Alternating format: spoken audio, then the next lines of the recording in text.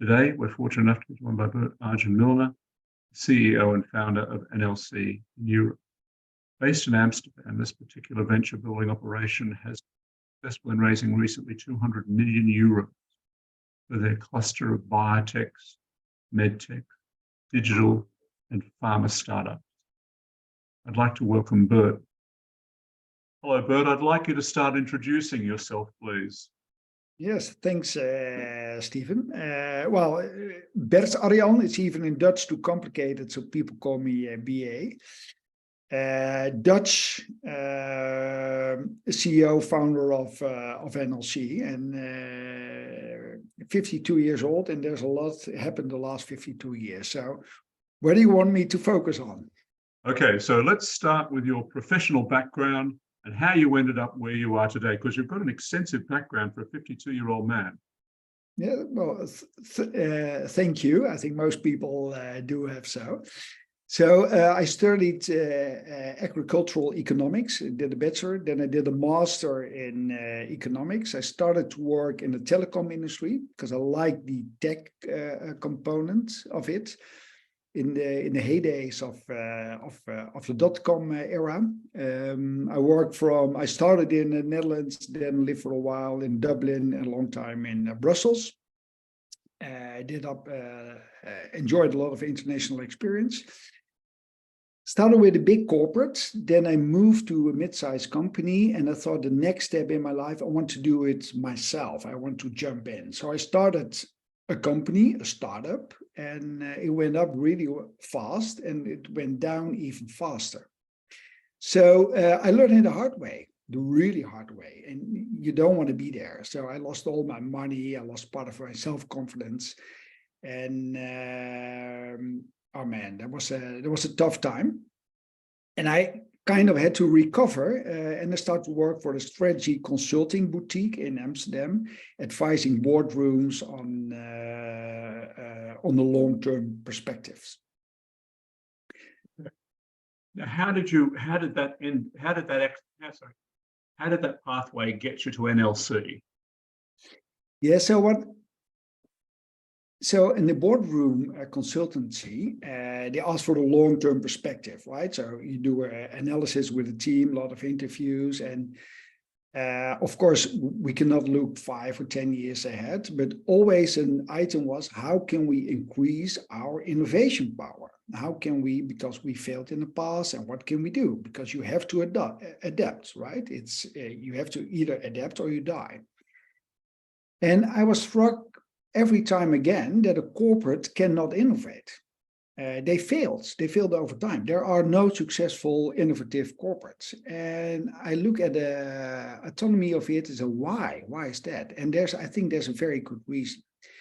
If you are a good manager, if you are a superb manager at a corporate, you should not innovate. Because innovation is starting small, taking a lot of risk, trial and error. And if you have responsibility of 100 million, 500 million, a couple of billion turnover, you cannot pivot seriously in your value chain, because if you fail, you mess up the whole value chain, right? So the antibody within a corporate is very, very, very strong. And there's another element. If you pivot and you have to overcome all the burdens of innovation, and there are a lot of burdens because it will never ever work out the way you think it will work out, you have to adapt, you have to change, and you have to work hard, and you have to be flexible in your mind. And there has to be something in you that you want to take that suffering almost, right? And most people, most entrepreneurs, they have a skin in the game. They know, okay, I've got a purpose, I want to change the world, I want to do it, and then I have the impact and I have the financial return. But that kind of intrinsic drive you cannot have in a corporate, because the financial benefit cannot be arranged within a corporate, right? So the structure in the corporates makes it difficult to innovate, and that's all fine. Brilliant people working at corporates, passionate, working really hard, but just the structure is not suitable for startups. So that's one line of, I think, one pillar why I started NLC. The other pillar is that I had a sabbatical, and I think you're Australian, Steve, right? I had a Yes, I. sabbatical in Down Under. I loved it. What a great country with great people. And I was contemplating about my life and about next steps I want to take. And then I thought, well, what I really, really, really like, what energized me, is working on the future with optimistic people and create new stuff. A little bit naive as well, but let's create. So I thought I have to be in innovation. Corporates cannot do it, so I have to do it myself.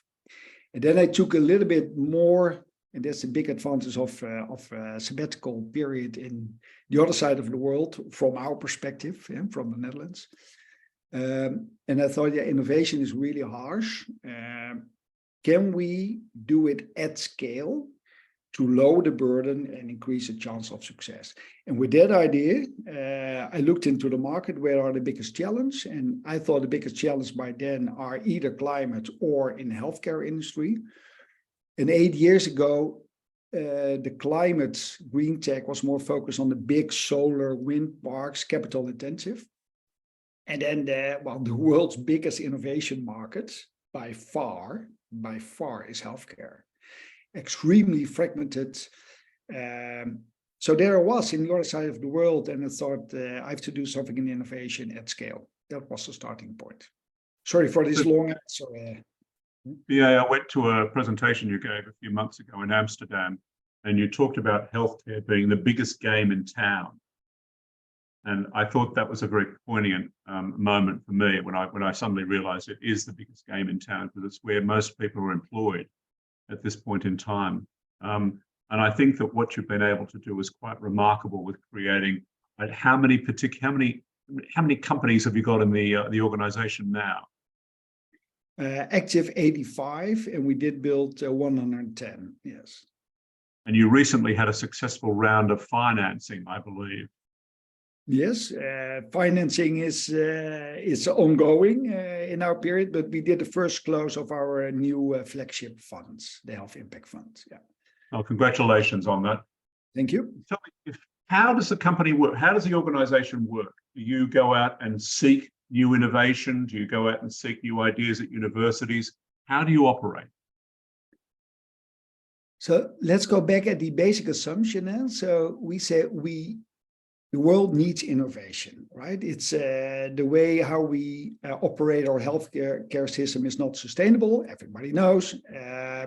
Interesting enough, 8 years ago, the talk of town was the costs are getting too high, so we need to manage the cost. These days, I don't hear that many people about the cost. It's more about the enormous shortage of healthcare workers. So we need to innovate, but there are serious burdens to innovate. And we believe you have to do it at scale. So having built more than 100 ventures is not because you want to build 100 ventures. No, we believe the more you build, the better the decision you can make, right? You can provide all the CEOs with more support. That's one. And the second thing is you can create better partners. So then the question is, what is scale? So we started in the Netherlands, and now I'm answering your question. We started in the Netherlands with a technical academic hospital, then a technical university, and then a corporate. And slowly we expanded it, and we are now active in 13 countries. And the technology is coming from the groups I just mentioned. And we just started with a little bit ideation, and that's more in the digital health space. So we have artificial intelligence machines running to scan a PubMed, medical publications. We've got artificial intelligence running patent databases. And we've got account managers. Within our group we employ 80 people. We have 24 nationalities, and they are in touch with local players. So dominantly in Europe, but our fastest growing geography is the United States. Yeah. So you take a company or you take an idea, and how do you then commercialize that? That's a brief question with a very long answer, right? So we see about 3,000 innovations a year, and they are analyzed. I just told you my background, right? Agricultural economics, telecom.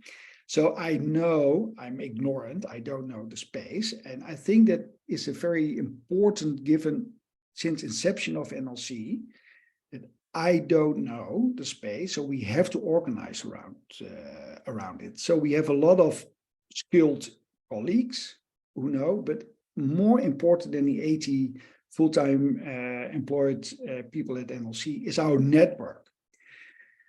So the medical specialists who will say, well, this will not work, or the corporates or the clinical trial experts who will assess. So these 3,000 innovation, we bring them back to 20, 30 ventures we build per year.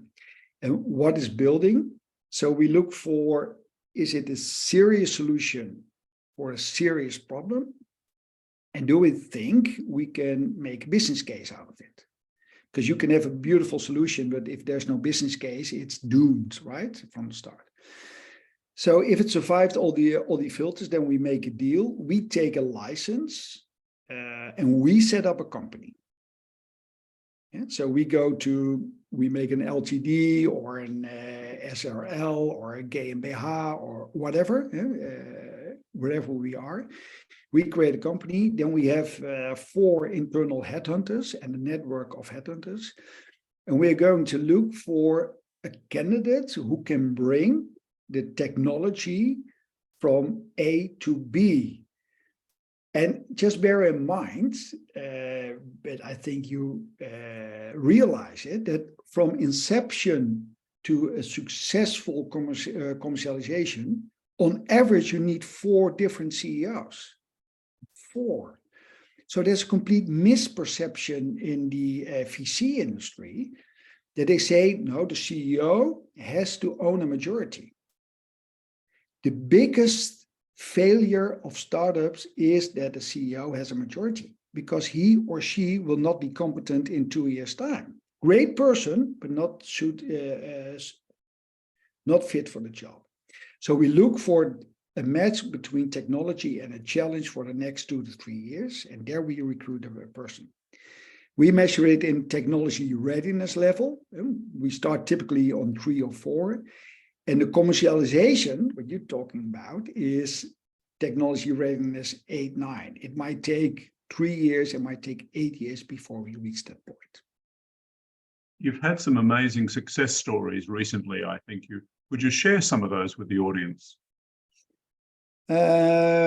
Yes, if you build a high number, there are always success stories. Having said that, it's a tough industry, right? It takes a long time. The financing landscape is really tough in Europe.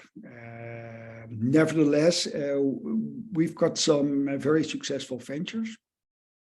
I think one is Nicolab. It's a little bit related to Australia as well, because it has become an Australian company. And why? Because Australia is so big and they need more remote care than anybody in the world, and there's more risk capital available.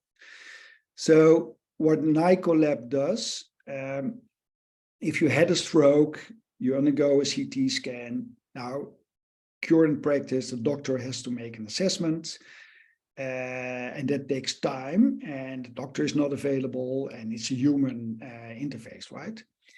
So this team of 2 professors, 4 PhDs, they did a long-term study, and they've proven they can make a better decision than the doctor, and they gain 44 minutes, and that's massive if you have a stroke, and massive. So based on this serious solution for a serious problem, they now have a global distribution, selling all over the world, supported by Philips, and impacting serious life. I mean, if I had a stroke or my mother had a stroke, I really hope the hospital has a Nicolab. Yes. Another story is, so this is more in the digital space, and other story is Concord Neonatal, for premature babies. I've got a premature daughter myself. She's doing all fine. She's now 9 years, happy kid. but she had to be an incubator for a month. And I'm grateful for the support she had by then, but if she would have been born in the same hospital today, she would not be in the incubator anymore. And that's massive. Only Concord make me so proud that it's whatever for the rest happens with the other 100 plus ventures, this is already great success, because I wish all the parents to have a great start. And Concord is now selling in 8 countries, 60 hospitals. But if we talk again in 3 months, it will be 10 countries and 200 hospitals. So they're scaling fast. The company has an amazing CEO. It has. Yeah. Both Nicolab and Concord both have female CEOs. That's right. They have female CEOs and they're both amazing. Yeah, they are. Absolutely. Absolutely. You also have an amazing woman heading up your digital portfolio, Ciara. Yeah. I think she's quite an amazing woman. Yeah. She's a medic and she has a great interest in the development of digital healthcare. She has an amazing team of people. Yeah, it's true. It's true. Now we Absolutely. Have an amazing bunch of people. And why do people want to work for NLC? It's a true impact driven. Let's do it together, because we really believe none of us is as good as all of us. We have to do it together. No egos, just bring this science to life. Realizing it's tough. So I just told you a great story about Nicolab and Concord, but I can tell other stories of Nicolab and Concord as well, about the challenges they had to overcome. And that's a culture we try to create. I've been and met many hubs across Europe and the UK. And the one thing that really impressed me with your organization was the people and the team spirit amongst them and the absence of ego. I thought that you're right about the comment pertaining to we're better as a team than we are as individuals. I think that's very pertinent. There's a great positive spirit there in Amsterdam, and the difference you're making to literally millions of lives across Europe and now the US and Australia. So I'd like to commend you on this startup, as you call it, which has turned into a very successful organization of very positive, intelligent people. And I wish you all the very best for the future.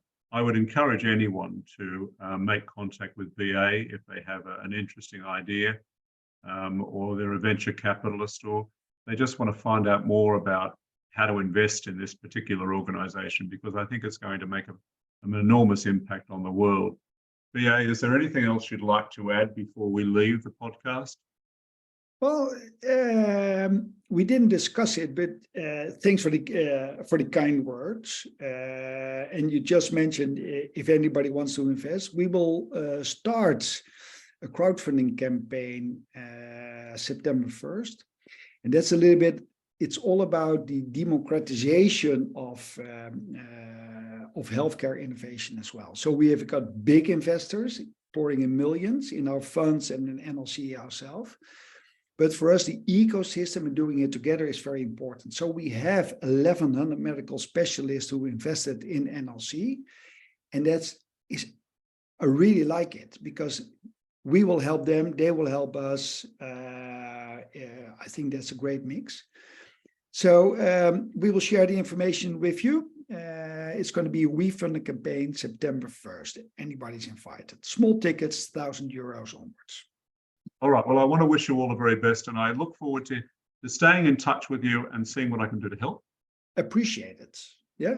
Thanks. Looking forward to it. Yeah. Thank you. Take care. Bye-bye. Okay. Bye-bye.